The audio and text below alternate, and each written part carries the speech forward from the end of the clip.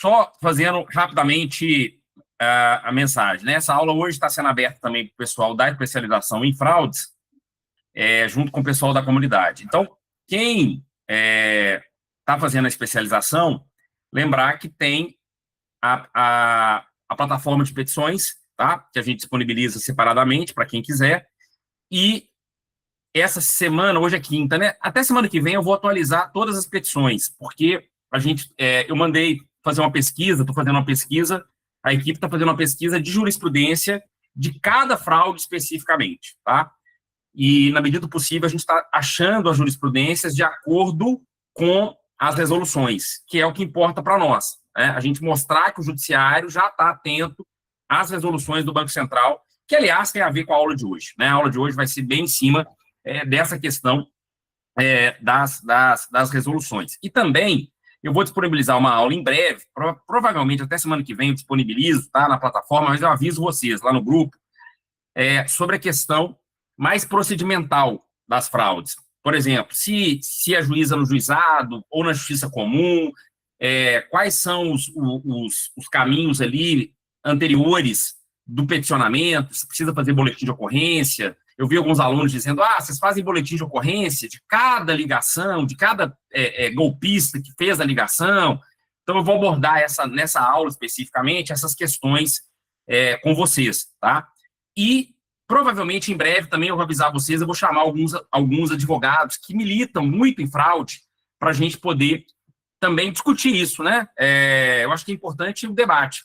E vocês, como também advogados que estão trabalhando com fraudes, importante vocês manifestarem, né? A gente tem um diálogo aberto. Professor, eu fiz isso, deu certo. Eu sempre falo isso, né?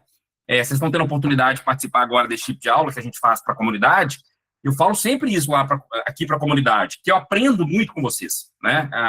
Aliás, uma das coisas que eu resolvi montar a comunidade foi essa, quer dizer, eu aprendo diariamente, porque quem sou eu para saber? Né, o direito bancário é muito grande, muito grande. Eu gosto de dívida bancária, fraude bancária, a questão do PIX, mas, poxa, tem milhões de coisas do direito bancário. Quem sou eu? Né? Então, assim, a ideia é a gente compartilhar conhecimento. Então, tem gente que é especialista em seguro prestamista. Ontem eu juizei uma ação contra o BMG. Aliás, a próxima aula eu vou trabalhar isso com vocês. Bem interessante, tá?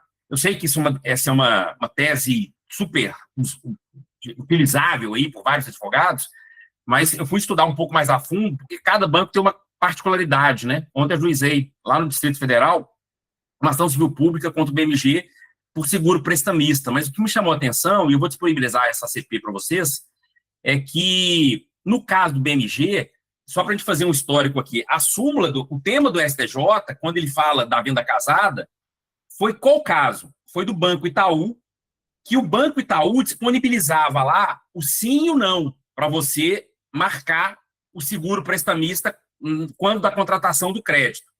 No caso do Itaú, já vinha marcado o sim, né? Assim como a companhia aérea faz isso também. Você quer contratar seguro? Já está marcado lá. Então, isso é abuso. Isso é abuso do fornecedor. E o tema do STJ foi nesse sentido. Falou, olha, isso configura venda casada. Porque existe ali uma simetria informacional, o consumidor, na contratação, ele acaba contratando, né? Existe até uma expressão que se utiliza em relação a isso, né? Que é o bias default, quer dizer, o consumidor ele percorre essa contratação, então ele não vislumbra que ali há uma contratação de seguro, e o STJ entendeu que é venda casada. No caso do BMG, a gente foi analisar os contratos, sequer havia a opção de marcar ou desmarcar. Então, já estava na pólice, na própria contratação do empréstimo, a contratação do seguro. E o que o BMG fez? O BMG, né, a gente está desfocando um pouco aqui, mas é porque eu vou lembrando das coisas e eu acho que isso é importante, porque muitos de vocês advogam também para seguro prestamista. Por isso que eu vou disponibilizar isso para vocês. Cada um tem uma particularidade importante. No caso do BMG, o que eles fizeram? Eles fizeram... o BMG tem uma corretora, que é subsidiária do grupo do BMG. Só que a seguradora é uma terceira. Para não configurar a venda casada, o que o BMG fez? Ele fez um contrato, a corretora BMG fez um contrato com 3 seguradoras terceiras que não fazem parte do grupo BMG com exclusividade. Então, a corretora ganha 40% a 60% em cima da contratação do seguro, o que acaba ficando tudo dentro do mesmo grupo econômico. Né? Ele só utiliza, entre aspas, de fachada, uma seguradora terceirizada que tem um contrato de exclusividade com a corretora BMG. Então, veja que nós vamos tendo teses e particularidades que, caso vocês precisem ajuizar uma ação contra o BMG, essa tese já está totalmente pronta e demonstrada nessa ação civil pública. Por isso que eu vou disponibilizar isso aí para vocês lá na comunidade, tá? Então, só para poder alertar. Então, só recapitulando aqui, pessoal da especialização, vou gravar essa aula lá da questão do juizado. Muitas pessoas têm dúvidas, se vai para o juizado, se vai para a justiça comum. Na aula de hoje dá até para falar um pouco sobre isso também, porque a gente vai falar sobre a aula sobre fraude, tá? Para quem ainda não fez o curso de fraudes, tá? Está disponível ainda com preço promocional. Então, tem gente aí que não fez o curso de fraude, o curso está lá, 259 ainda com preço promocional, a gente não sabe até quando esse preço vai ficar, então aproveitem aí, né? Tem muita gente que está fazendo aí, centralizar a câmera. Melhorou? Acho que sim, né? Beleza. Pode falar aí, se tiver ruim, a gente disponibiliza, tá? Então, no início da semana que vem, isso, né? Em agosto, eu vou lançar um novo curso de tarifas bancárias, tá, gente? E isso é um tema interessantíssimo. O que me motivou isso? Só rapidamente, eu conversei com uma perita e ela passou, na verdade, para um advogado parceiro meu, na verdade não foi comigo, que ela falou que ela faz muita perícia para tarifa. E ela perguntou para a gente se a gente está advogando para tarifa. Eu falei, olha, normalmente a gente analisa as tarifas, mas assim, não é algo que nos chama atenção, não. A gente analisa mais a questão dos juros, nas revisionais, se está muito acima da taxa média, etc. Ela falou, olha, eu tenho sido convocada aqui, enfim, como perito judicial ou particular, para analisar tarifas de conta corrente. Porque, normalmente, a gente analisa o quê nas revisionais? O contrato de empréstimo, né? Mas conta corrente não é algo que, normalmente, a gente analisa do cliente. Não é, confesso que não era meu foco, assim, eu não tinha essa expertise ou né, não era algo que eu pedia para o cliente. O cliente chegava com dívida, a gente analisa a dívida, analisa o empréstimo. Só que, o que acontece? Eu comecei a olhar, ela me passou o número dos processos que ela participou. E me chamou a atenção a quantidade de abusos dos bancos na cobrança de tarifa. E aí eu fui estudar a resolução da tarifa bancária para entender um pouco mais essa complexidade, analisar a jurisprudência também, e é assustador. Tarifas que são cobradas de conta corrente com nomes aleatórios, completamente aleatórios, assim, que nem o banco sabe explicar. A gente teve recentemente agora o Banco Itaú, numa fraude aí de 14 anos, cobrando um seguro dos seus correntistas. Então, assim como eles cobram seguros, etc., eles inserem ali tarifas que não são contratadas pelo consumidor. Então, claro, vai ter uma diferença entre consumidor, pessoa física e pessoa jurídica, mas, assim, por exemplo, teve um processo que a análise, e qual que é o detalhe? Prazo prescricional da revisional de análise é de 10 anos. Então, você analisa 10 anos de conta corrente de cliente. E clientes que têm um volume maior, né, ele movimenta muito na sua conta. Então, a tarifa, muitas vezes, vai impactar. Por exemplo, eu peguei um processo que eu fui analisar, mandou devolver para esse cliente 150 mil. Olha que interessante. O cliente nem estava esperando, o advogado teve a sacada, analisou 10 anos de conta corrente, analisou que tinha várias tarifas que não tinham sido contratadas e que estavam lá na conta corrente, 150 mil.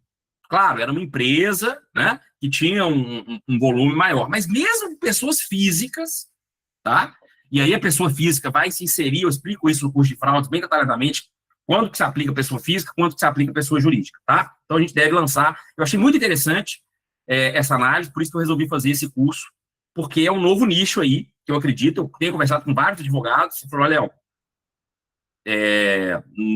não tenho advogado com isso, não. Não é algo que eu me atento, não. Falei, pois é, eu também não tinha essa questão, né? Por isso que o direito bancário é importante. Mas vamos lá para a nossa aula.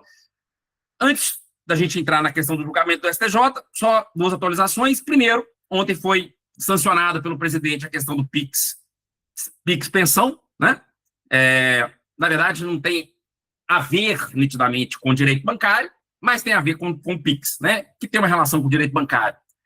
Mas a questão ali é importante a gente estar atento, né? Eu falo que o advogado bancário ele precisa saber dessas informações, né? Chega um cliente, às vezes numa reunião com um cliente, o cliente vai comentar com você, você viu que teve o PIX pensão? Opa, não sei, aconteceu, né? Então, o que basicamente é isso? Foi um projeto de lei daquela deputada Tabata do Amaral, aonde agora vai ser o juiz, ele informa ao banco, o devedor, né, o pagador da pensão alimentícia, ele vai ter o direito de poder, uma faculdade de poder escolher qual a conta corrente que vai sair o PIX e vai ser uma ordem dada àquele banco para que saia naquele dia, tal data, naquele dia especificamente do mês, aquele determinado valor da pensão. E se não houver valor na conta corrente, o banco ele vai ser obrigado a avisar o Banco Central, lá fala na verdade fala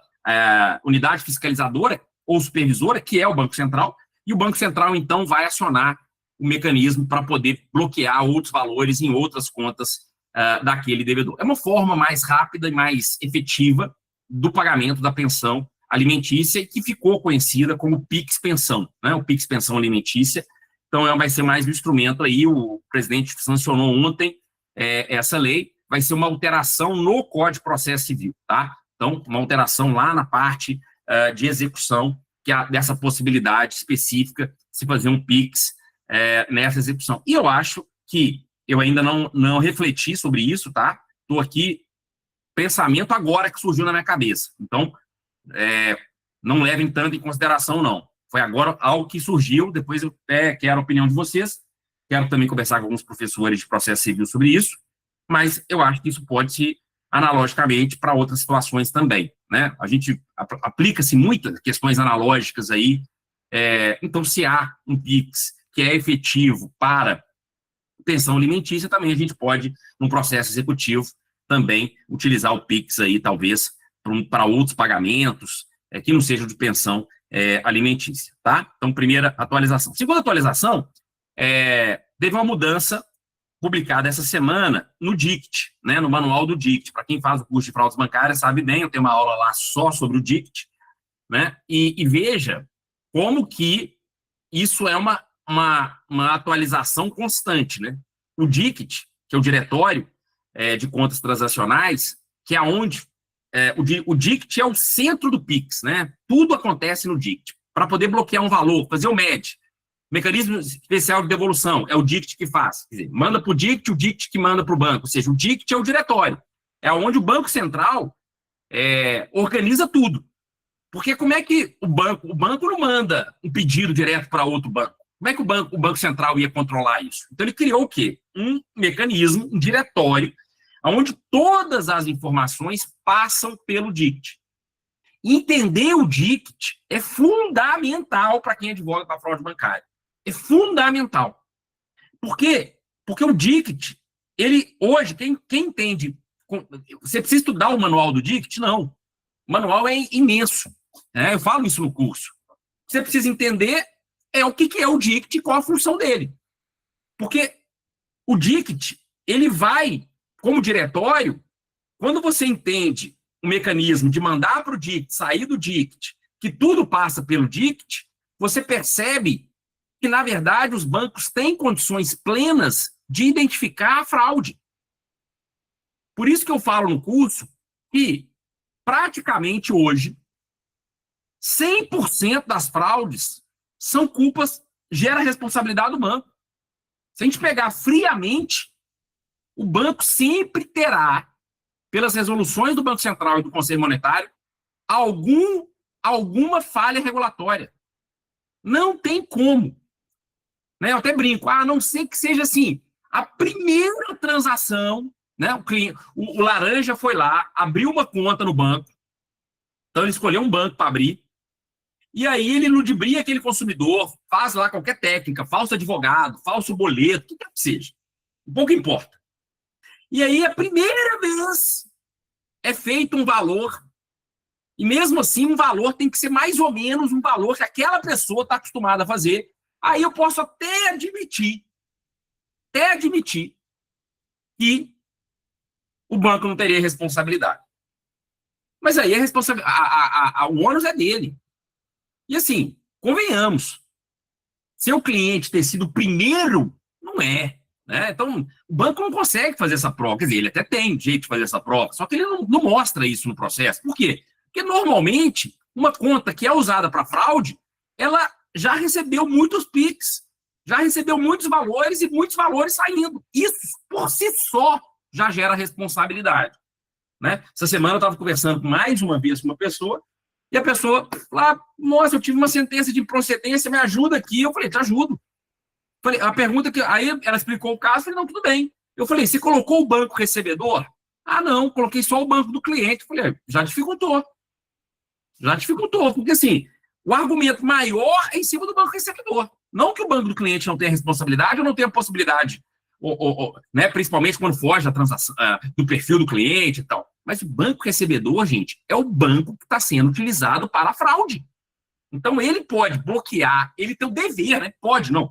Dever de bloquear valores, dever de cancelar valores, ou seja, ele tem uma série de deveres regulatórios que estão lá no curso de fraude. Então, olha que interessante, o DICT mudou, o DICT 8.4, só para vocês verem a mudança, né? Foi de 1º de julho desse ano. Em menos de um mês, o Banco Central muda, né, para uma alteração pequena, né? Ah, é uma alteração significativa? Não. É uma alteração bem pequena, uma bem procedimental, mas, na verdade, é um prazo específico que tinha. O prazo que nós sabemos, normalmente, é o prazo de 80 dias, né, para poder contestar, lá no mecanismo especial de devolução. E tinha um outro prazo, que é quando o próprio fraudador, ele fazia o PIX, e ele falava que ele que tinha sofrido a fraude. Então, quando o mecanismo especial de devolução era acionado na conta dele, o próprio fraudador dizia, olha, peraí, eu que sofri a fraude. Então, ele contestava, e aí tinha um prazo de 30 dias. O que o Banco Central fez?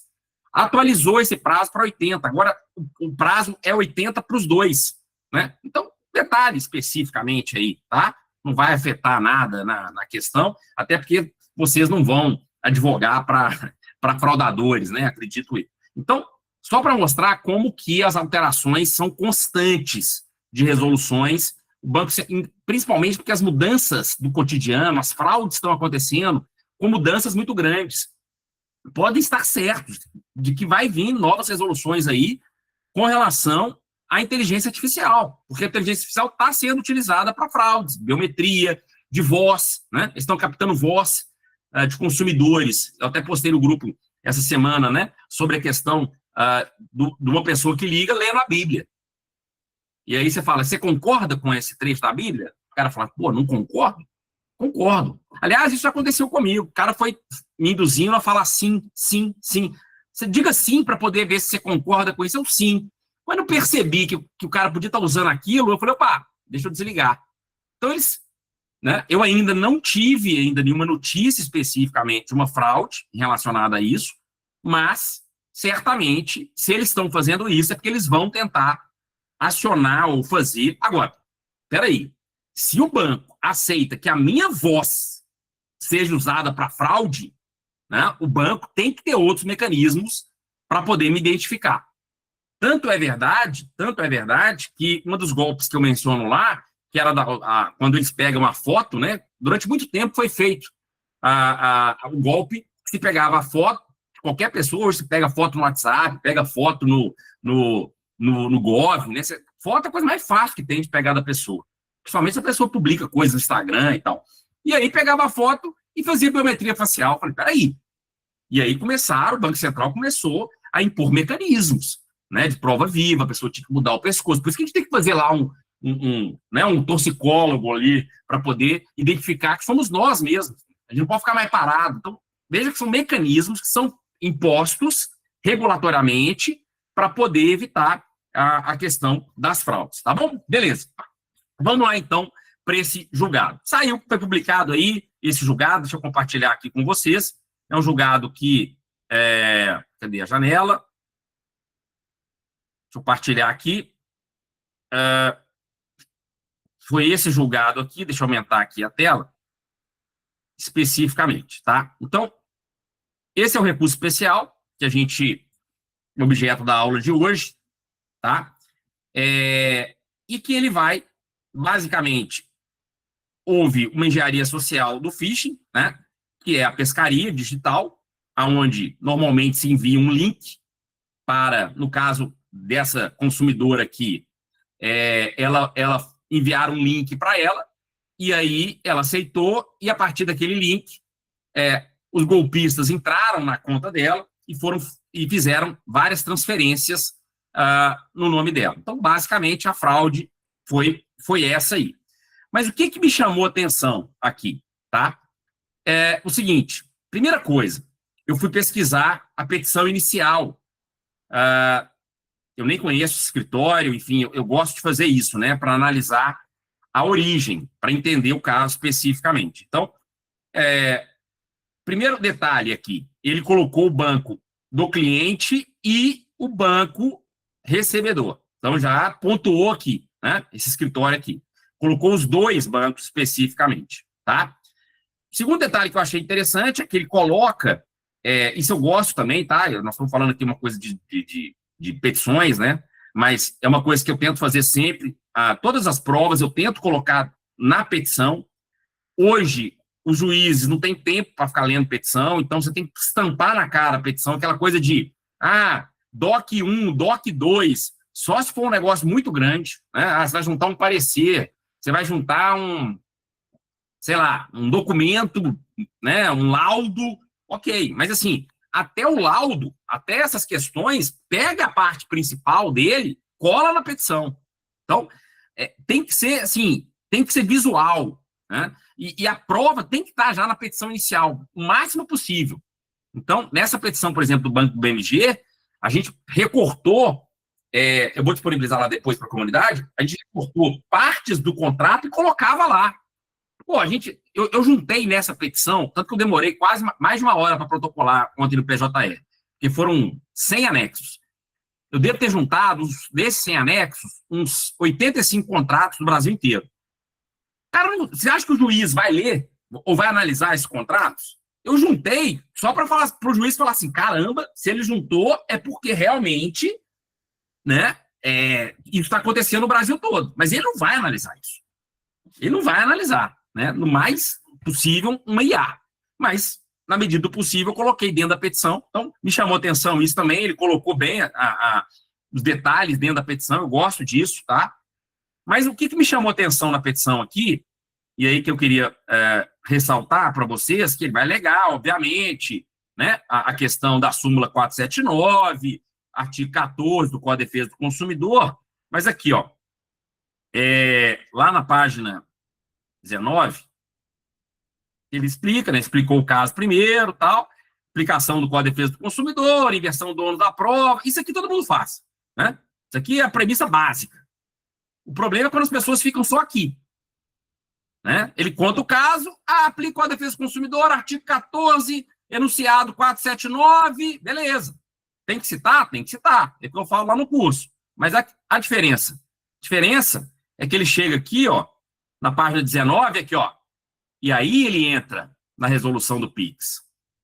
Aí ele fala, né, dos detalhes, cita aqueles artigos que está lá, inclusive eu cito esses artigos também lá no curso, né, o dever do banco de segurança especificamente, né, nesse caso específico aqui ainda teve uma questão, porque ela aciona o MED muito rapidamente, e o MED só o banco só, de fato, efetiva o MED 5 dias depois, e ela acionou o MED 2 horas depois da fraude. Mas, às vezes, você alega isso, e passa batido. Agora, quando você fundamenta que o banco tem um dever regulatório, a questão muda de figura. Entendeu? Então, ele fundamentou, ele poderia ter fundamentado com outras resoluções, poderia. Mas, pelo menos, utilizou a resolução do PIX. Ok. Tem outras 3, pelo menos, aqui, que ele poderia ter utilizado para mostrar ainda mais falhas. Mas, beleza, pelo menos já destacou, citou o Banco Central. Maravilha. O que aconteceu nessa ação, então? A ação, ela vai parcialmente procedente, no caso desse cliente, né? Foi parcialmente procedente, mas o banco, obviamente, recorreu e o Tribunal de Justiça, e aí nós estamos, é isso que eu tento passar para vocês, nós estamos num movimento de transformação da jurisprudência. Quem é da comunidade também, da especialização, explico isso mesmo, mas quem é da comunidade, eu já expliquei as 3 fases, né? Quando, na primeira fase, a gente tem a súmula 479, e aí era um mar, né? Era uma beleza, só que a gente não tinha tanta fraude naquela época.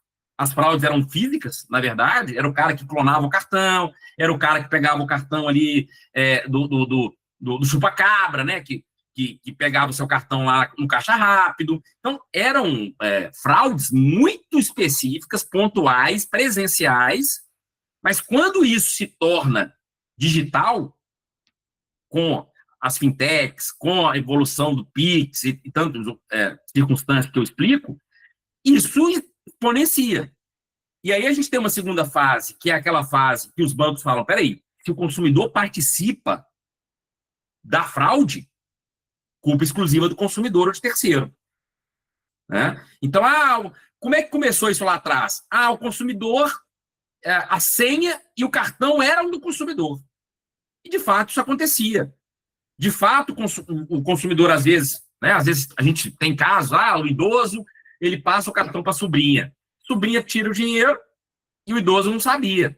E o banco provava que o cartão e a senha eram do idoso. Ou as pessoas que colocavam a senha junto com o cartão.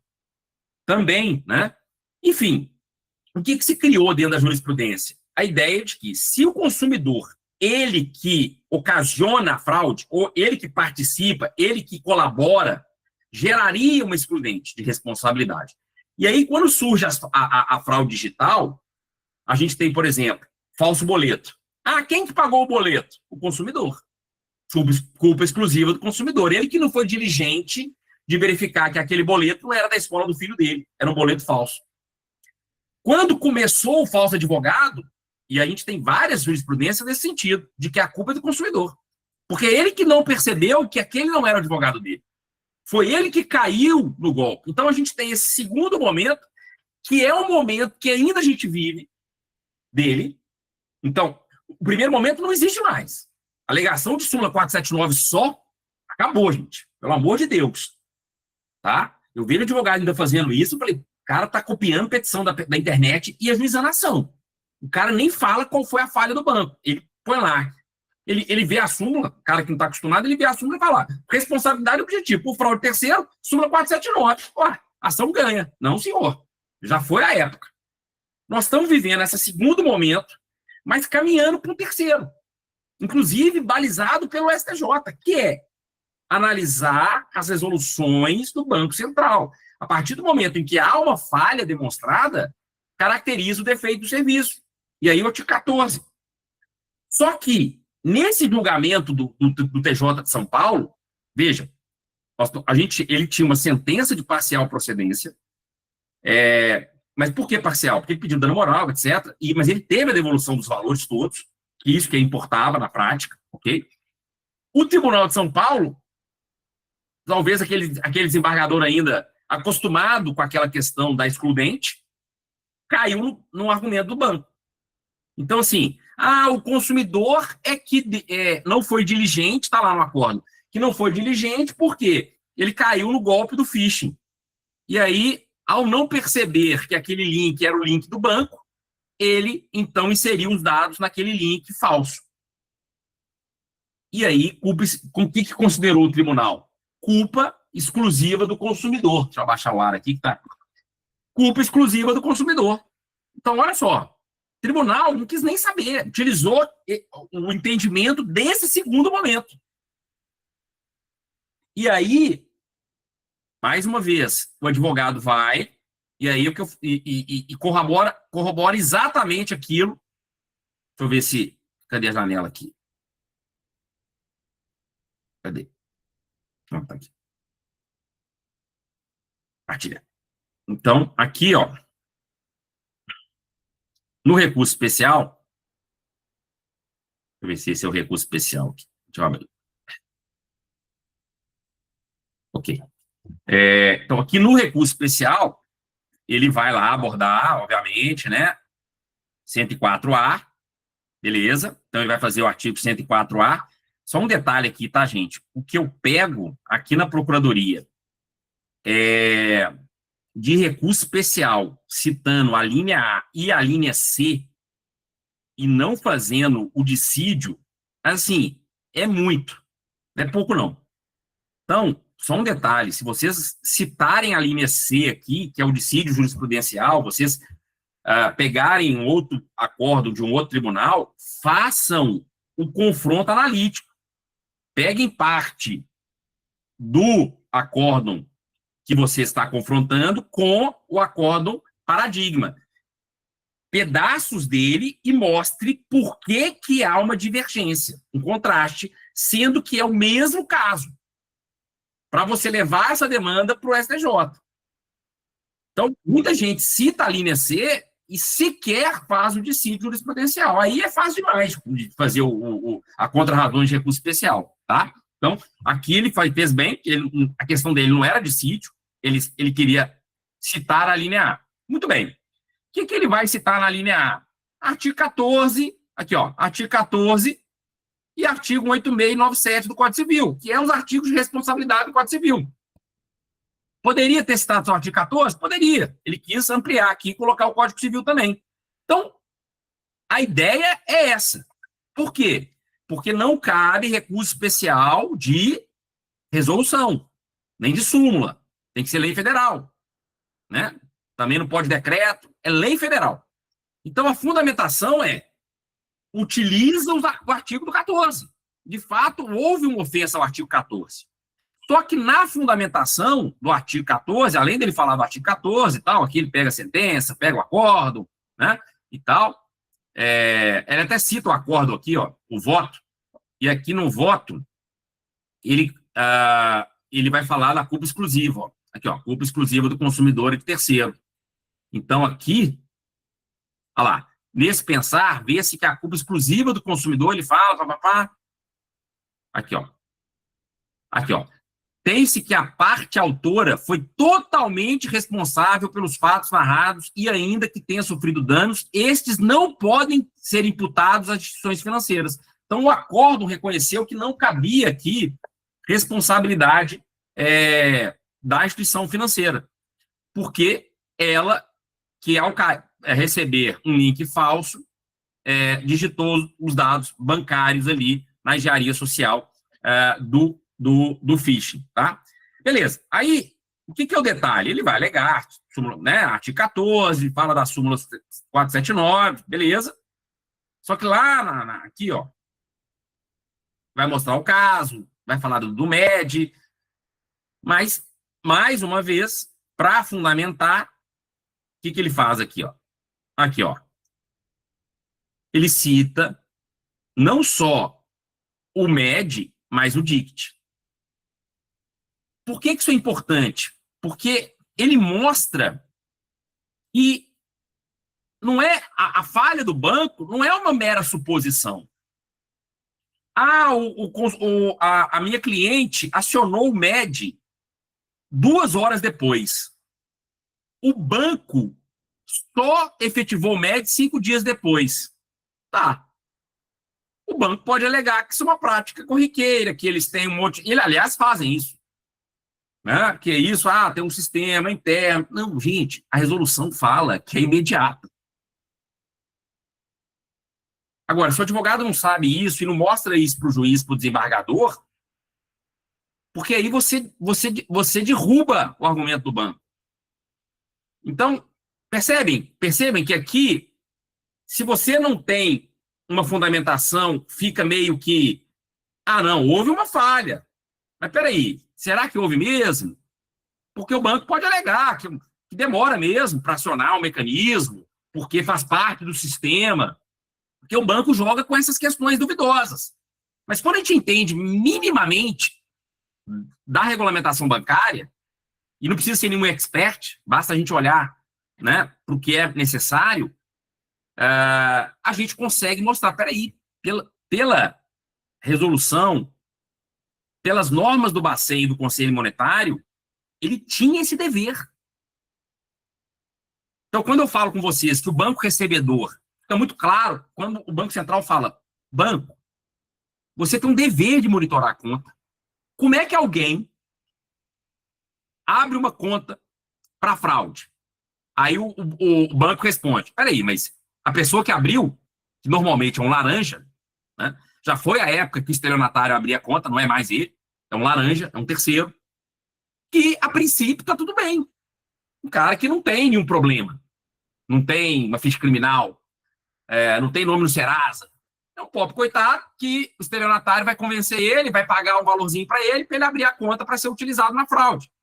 Até aí, tudo bem.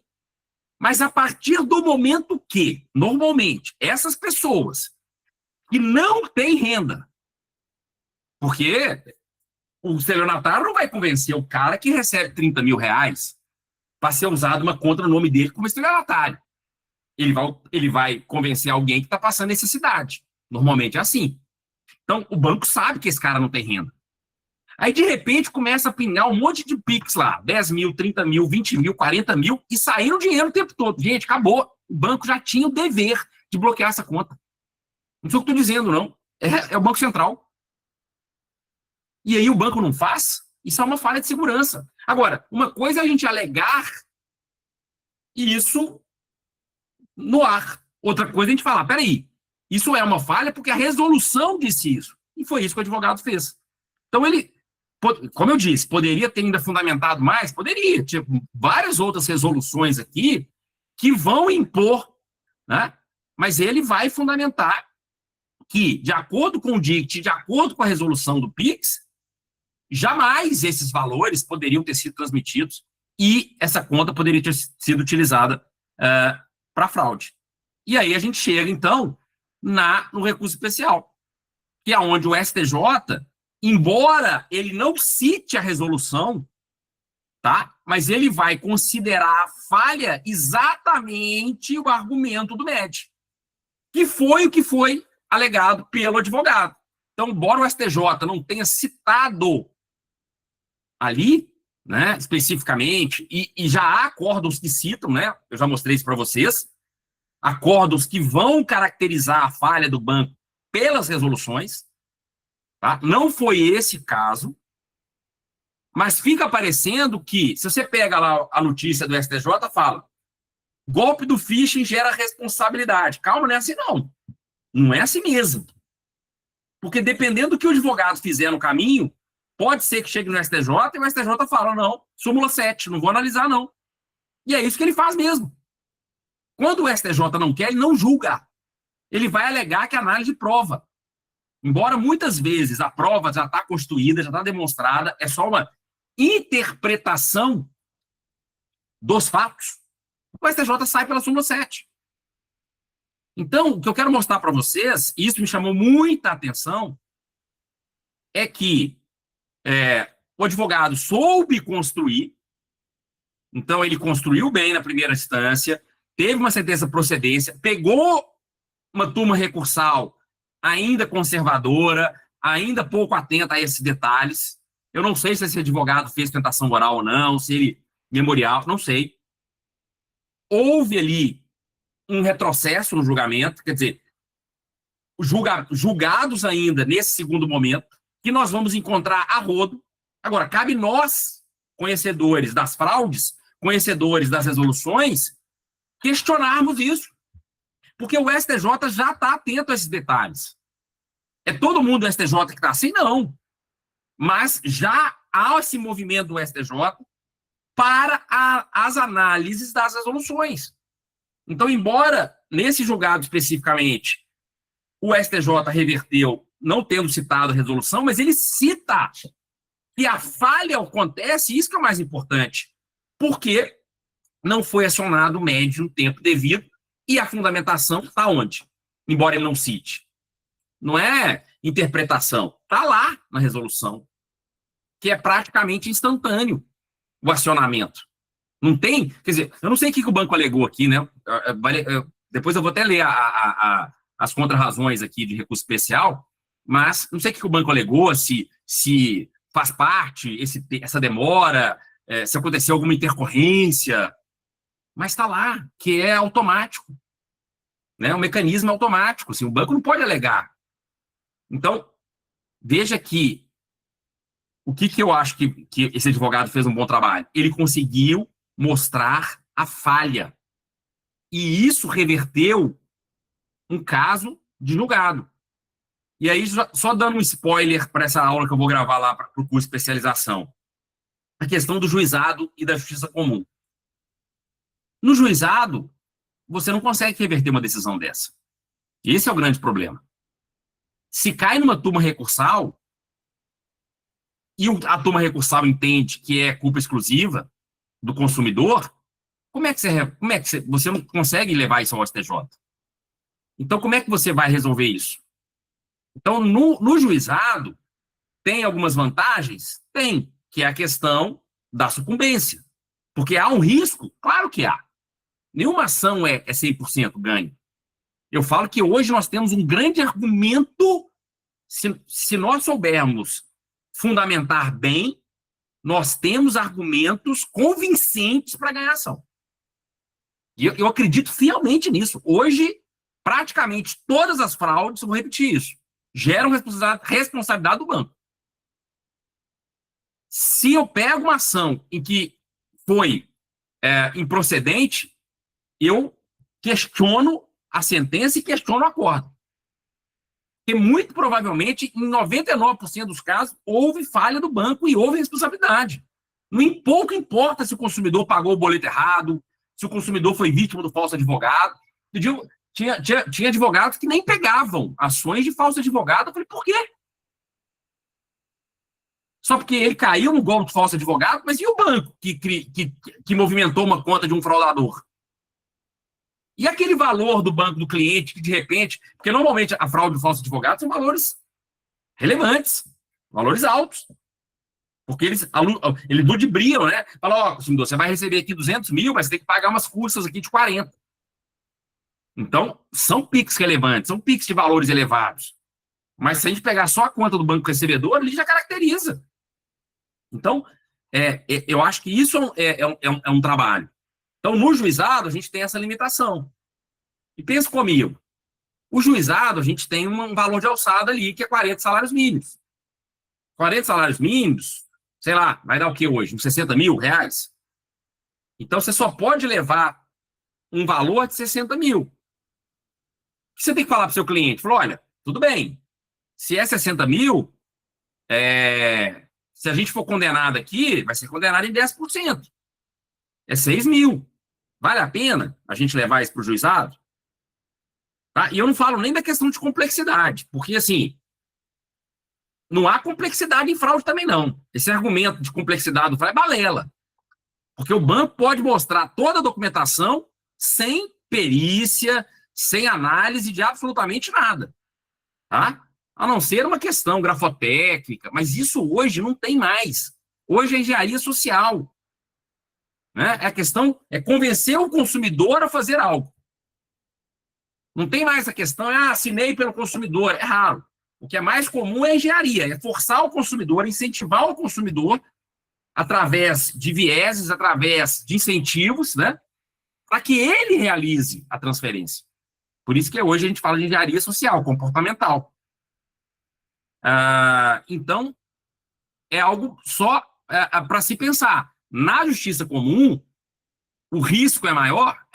Porque pode ter sucumbência. No juizado, no primeiro momento, você não tem sucumbência, só se você recorre. Mas o cliente também tem que... É um risco. A gente sabe disso. Advogar é um risco. Processo é um risco. Então, juizado é só até 60 salários mínimos, e aí você vai ter, vale a pena? Vou recorrer no juizado. Você vai ter uma limitação, uma dificuldade grande, turma recursal é muito mais difícil, vocês sabem disso, de reverter um julgado, porque são pares, são juízes que estão na turma recursal, muito mais difícil de reverter um julgado do que o Tribunal de Justiça, em geral, e você, no máximo, vai pagar, o quê? R$ 6.000, sucumbência?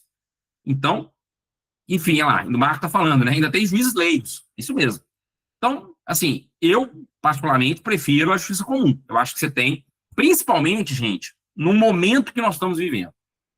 Se fosse consolidado esse entendimento de que basta você alegar a falha que gera responsabilidade, aí tudo bem.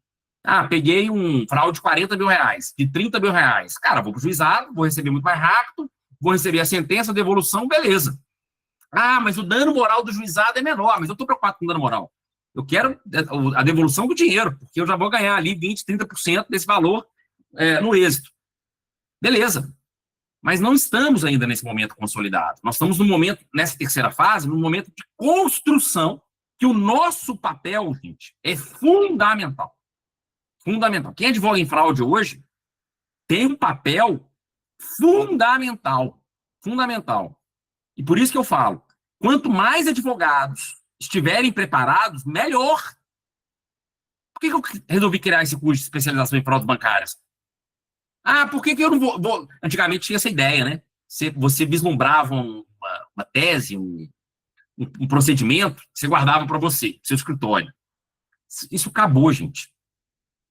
O cliente que vocês têm acesso não é o mesmo cliente que eu tenho acesso. Hoje são situações que vocês sabem disso, captação de cliente mudou.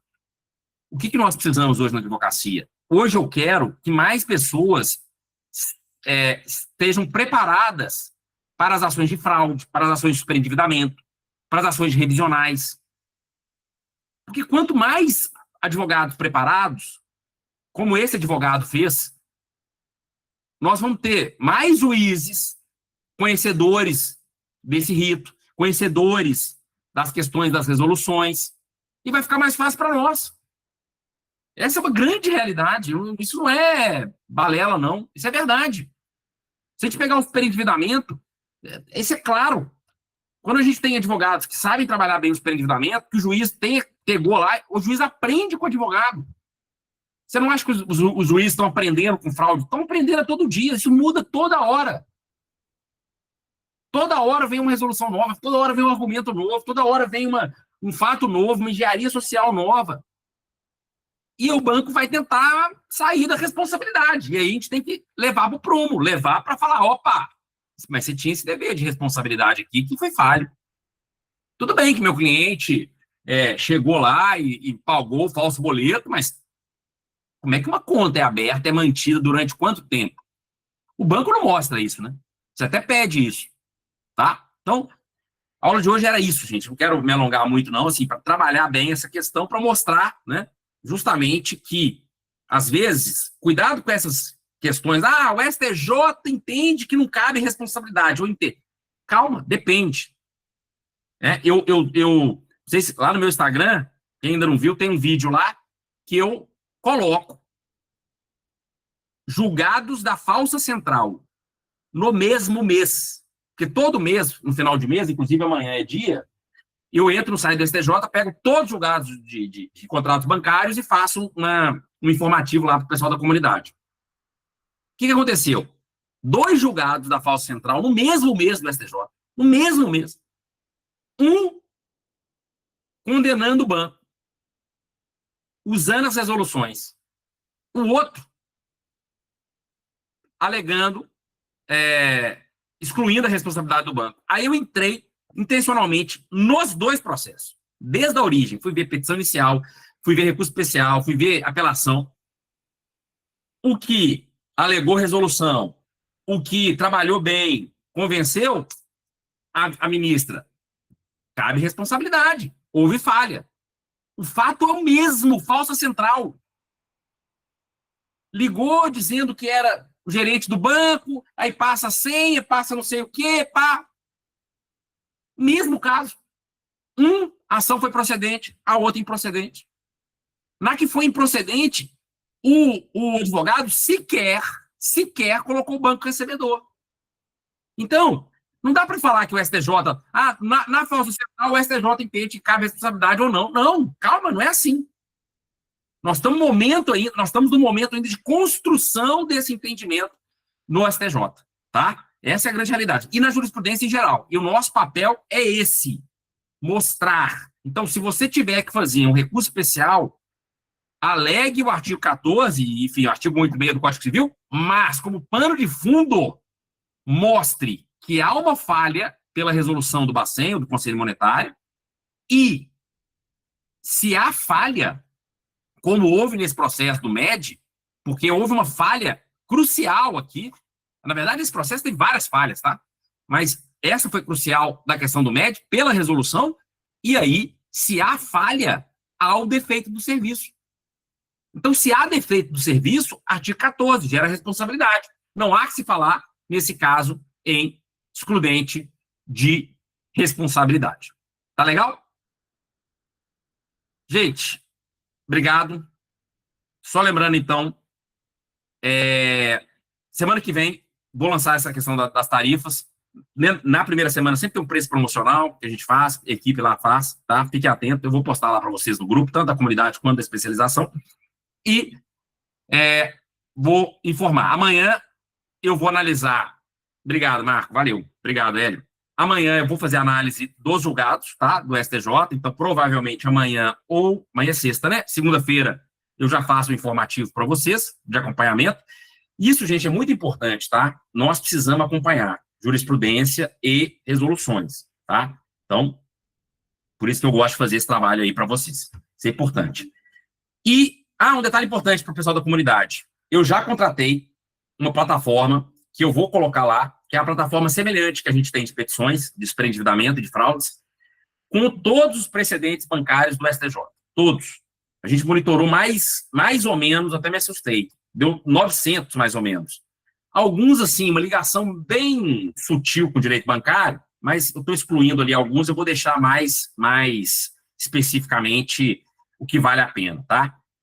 A gente teve uma aula de precedente, né, na comunidade, vocês viram a importância do precedente, como que é importante. Então, assim, vou ajuizar uma ação sobre, principalmente, algo que vocês, né, surge lá um cliente que vocês não estão acostumados, por exemplo, a advogar com seguro prestamista. Cara, coloca lá. A ideia é colocar lá na plataforma seguro prestamista, ver todos os precedentes para que vocês possam fundamentar corretamente de acordo com o precedente do STJ. Isso é fundamental. Na aula que a gente teve sobre precedente, lá o Gilberto falou, olha, naquela época lá, a alienação fiduciária, a teoria do adimplemento substancial, maravilha. O cara deixou de pagar 2 parcelas. Ele podia alegar adimplemento substancial para não sofrer busca e apreensão. O STJ derrubou isso. No dia seguinte que sai o precedente, ele recebe um cliente sobre a mesma questão. E o cliente já vai sabendo, tá? Porque me falaram que tem lá, o STJ entende, sei lá, o tribunal entende que mesmo sem pagar algumas parcelas, eu não posso sofrer busca e apreensão. Falei, Ele falou assim, entendi, até ontem. Então não tem como fazer nada. Né? A gente pode tentar outros meios. Né? Aí entra a inteligência do advogado. Mas, assim, entrar falando para o cliente que existe uma tese que o STJ admite, isso gera até responsabilidade para o advogado. Né? Então, o precedente ele é muito importante. Então, nesse primeiro momento, a gente está fazendo todos os precedentes do STJ e a ideia que eu quero fazer, estou até conversando com o Gilberto sobre isso, é depois a gente monitorar os precedentes dos estados, porque também os tribunais de justiça têm precedentes específicos. Tá? Então, dependendo do estado que você advoga, vale a pena olhar isso. Por isso eu quero disponibilizar isso lá na comunidade. Tá bom? Gente, muito obrigado. Tá? Eu vou ver depois o que vai ser na próxima aula para a gente trabalhar. Se vocês quiserem também indicar lá na comunidade, tá? Ou na especialização de fraudes, a gente fique à vontade para a gente poder trabalhar, ou se eu não me sentir à vontade, eu chamo alguém. Né? A ideia é essa. Como eu falo, quem sou eu para poder falar de todos os assuntos? Eu quero aprender também, mas eu vou atrás de alguém que sabe e que estuda o tema e que tem experiência prática para trazer para a gente aqui, tá? Essa é a ideia, sim. Tá bom? Gente, obrigado. Fiquem com Deus. Tá bom? E vamos em frente. Eu vou atualizando vocês aí das novidades. Grande abraço. Ô, Valéria, o Alex, tem como você mandar para a Valéria aí a questão da comunidade? Essa é uma comunidade. Se você quiser, você manda, Alex? A comunidade, Valéria, só te explicando, é uma plataforma que a gente tem, onde a gente tem esses encontros, né? A gente tem um grupo de WhatsApp também, assim como na especialização de fraudes, onde a gente debate vários temas, e lá na comunidade tem uma série de aulas, de cursos, tem um curso de superendividamento gratuito lá, tem a plataforma de petição de superendividamento, de fraude bancária, tem informativos, toda novidade que sai de direito bancário, tem um informativo que vocês recebem sobre tudo, né, para poder atualizar vocês. Então, essa é a ideia, tá bom? Gente, obrigado, fiquem com Deus, até a próxima. Valeu. Deixa eu tirar a gravação aqui.